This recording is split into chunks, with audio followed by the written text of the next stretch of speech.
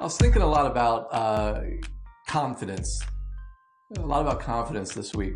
You know, you've met confident people. You may be a confident person, and the confident person always seems like they know all the answers. It seems like they have all of the right answers. They are always going in the right direction. They're confident. And sometimes we make the mistake of thinking that confidence is deeply connected to achievement.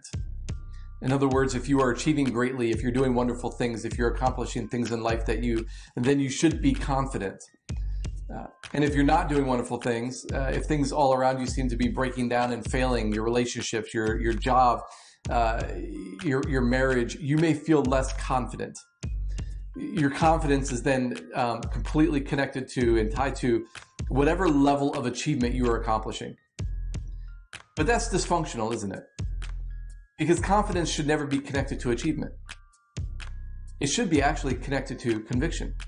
And what you find are people that have deep-seated convictions tend to be more confident because their successes and their failures don't determine who they are and the confidence that they walk in. No, their convictions drive them.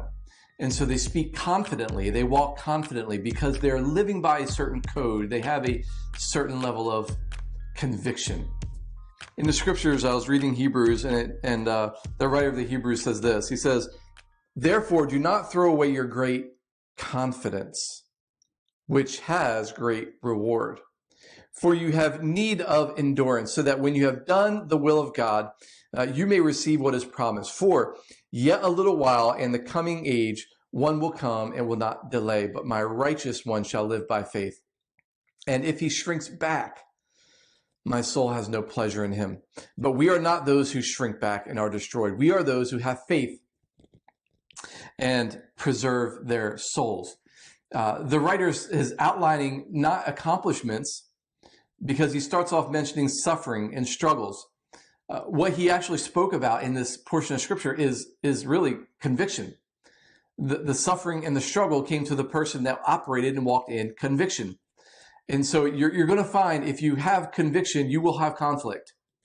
There will be struggle. There will be some challenges. If you walk in conviction, you got to hear me on this, you will have conflict. Your confidence was never in the achievement. Your confidence was in your conviction. What is your conviction?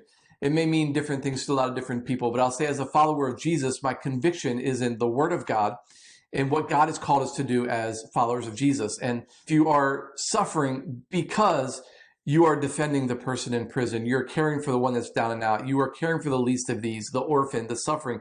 If you're caring for all of those people and you're experiencing hardship and suffering, just hold on, because we're not those who shrink back. No, we press forward. And sometimes I get it. In difficult seasons of life, the confidence may seem to waver.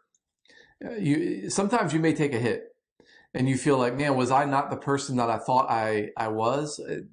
Have these mistakes, have these people around me caused me to question who I am? Yeah, that happens. It happens far too often.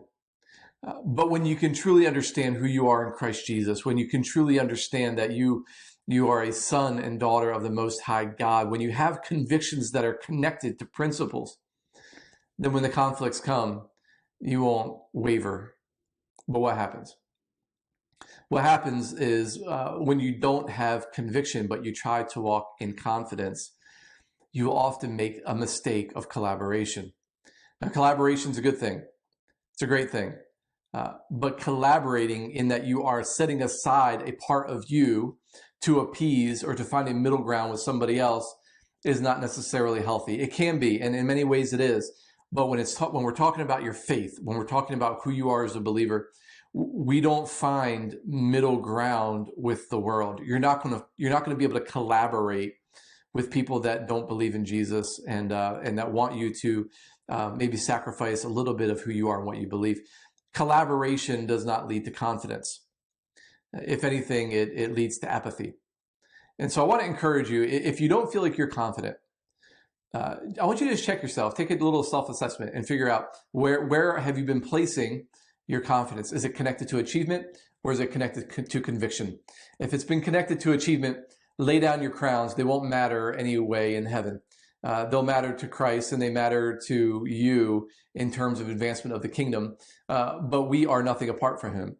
If he were to withdraw his spirit from us, we can do nothing apart from him. And so your confidence should not be in the achievement from your own hands, although you can be proud of those things. Your confidence will be in obedience, and your confidence will be in conviction. So be convicted, be confident. Don't collaborate away your conviction. And I think what you're going to find is that your confidence will rise. Hey, if you like this, make sure you press the like button and subscribe. And thanks so much for tuning in. Have a great week.